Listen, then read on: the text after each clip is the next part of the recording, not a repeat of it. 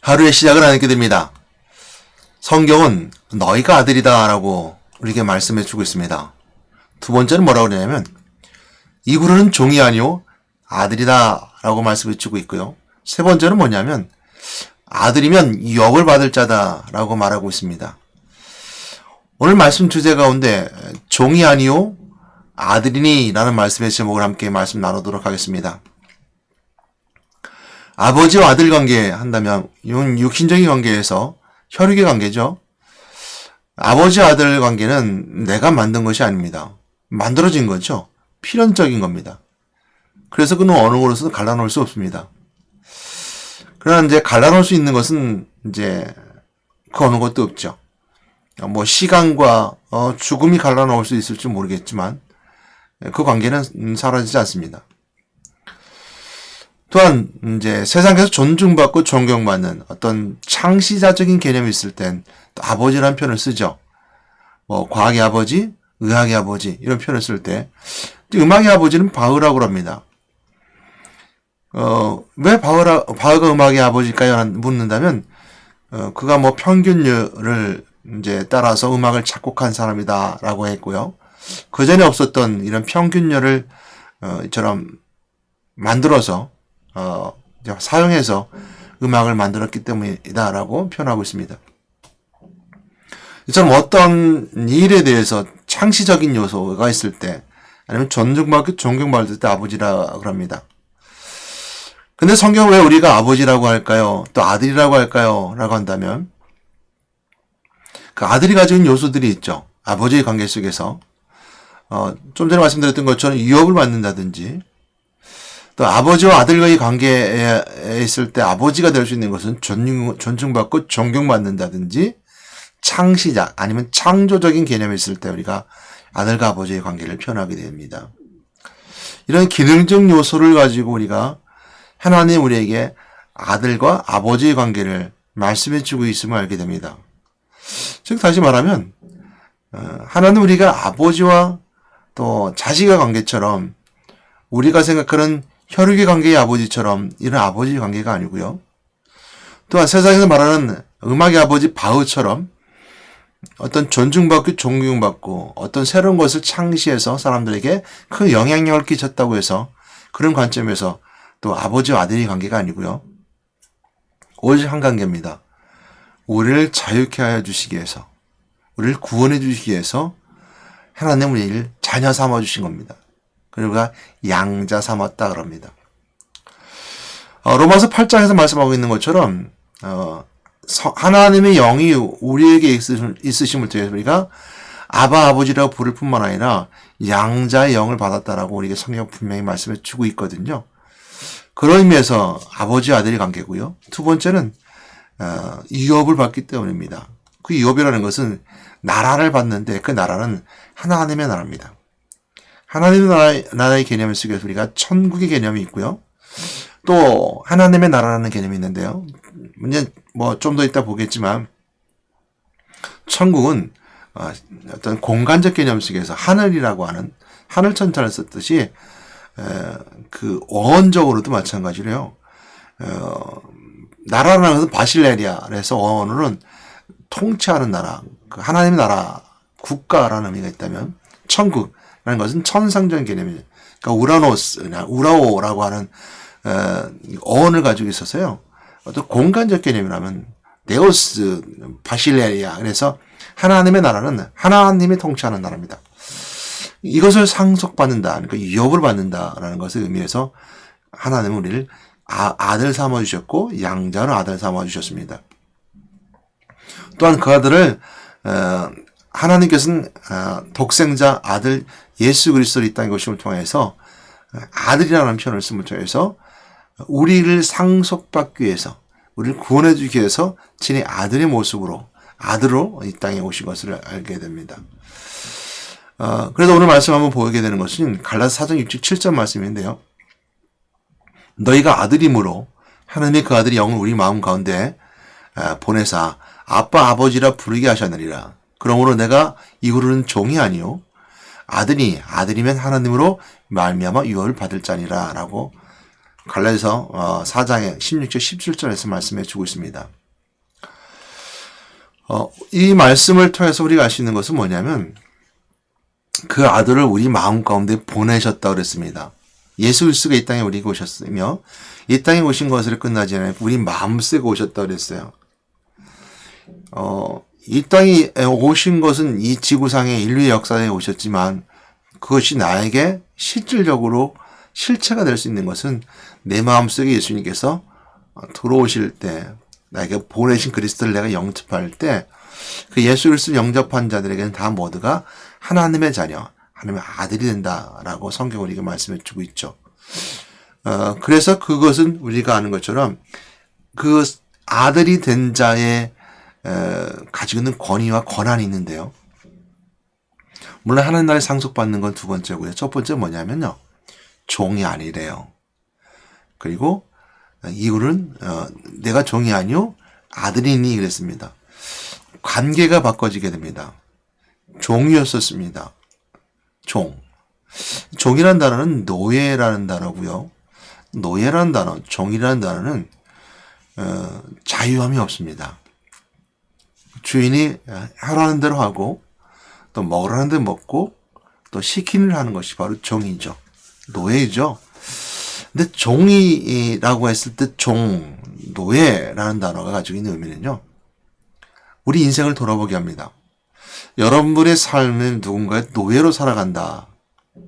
이것만큼 우리가 슬픈 인생이 없죠. 마음이 안타깝습니다. 그래서 사람들은 참 노예라는 단어 별로 좋아하지 않습니다. 종이라는 단어 좋아하지 않죠. 물론 우리가 왕정 시대에는 그런 노예라는 단어가 우리가 봉고지사에도 마찬가지고요. 그냥 이렇게 편안한 단어로 다가왔을지도 모릅니다. 그러나 오늘날처럼 민주주의가 성행하고 참된 그 위아래가 없고 봉건제나 왕건제대가 아닌 왕족 시대가 아닌 시대에 살아가는 우리에게 있어서 노예가 된다, 종이 된다는 것만큼 우리가 우리 자신의 자존감뿐만 아니라 존재 자체가 그렇게 슬픈 것이 없죠. 그러나 우리가 알아야 될 것은 뭐냐면 노예로 살아간다는 겁니다. 오늘날도 다만 대상이 바뀌었을 뿐이에요. 우리가 노예 삼는 대상이 바뀌었을 뿐이지 노예로 살아갑니다. 돈의 노예, 또한 물질의 노예, 또한 사람의 관계 속에서 우리가 아는 나르시즘 아니면 가스라이팅처럼 사람의 노예, 어떤 그 노예가 되는 어떤 그 억압 속에 있었죠. 두려움의 노예. 또 우리가 공부의 노예. 좀 노예로 살아갑니다. 종으로 살아가죠. 근데 이걸 우리가 먼저 인정해야 됩니다. 그렇지 않고 살아갈 수 없는 것이 인생이기 때문이죠.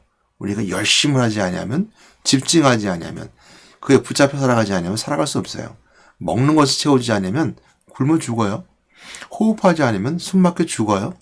그러니까 우리가 인생의 모든 것이 무엇인가 집중하지 아니하고 끌려가지 아니하면 그것을 우리가 이루어가지 아니하면 죽거나 아니면 어려움을 당할 수 있습니다.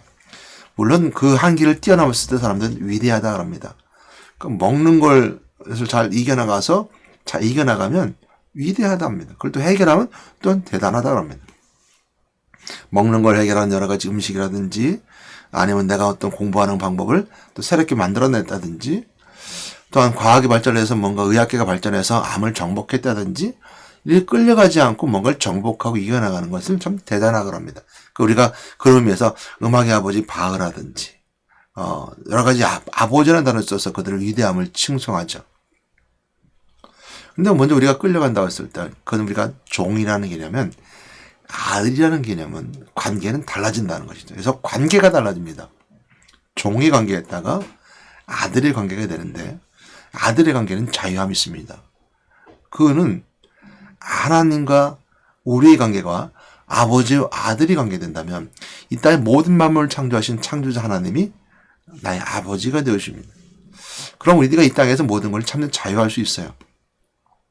자유함의 두 번째 특징이 뭐냐면 누림입니다. 거기에 끌려가지 않아요. 누려요. 자유롭게 취사 선택할 수 있어요. 자유롭게 모든 것을 가지고서 행복하게 나눌 수 있어요. 그게 행복의 기준이란 말입니다. 그래서 행복하다는 말 속에 있을 때 사람들은 삶을 누릴 때 우리 행복하다고 합니다. 끌려가지 아니하고 누릴 때. 그래서 아들은 첫 번째 우리가 자유함을 줍니다. 그래서 종이 아니요 아들이니라는 것은 관계가 바뀌어졌습니다. 종에서 아들의 관계가 바뀌었고 종이 누리고 종으로서 끌려다녔던 노예 신분이 아닌 아들이 됨을 통해서 그 모든 것들을 누릴 수 있는 참된 자유함을 누릴 수 있다는 것이죠.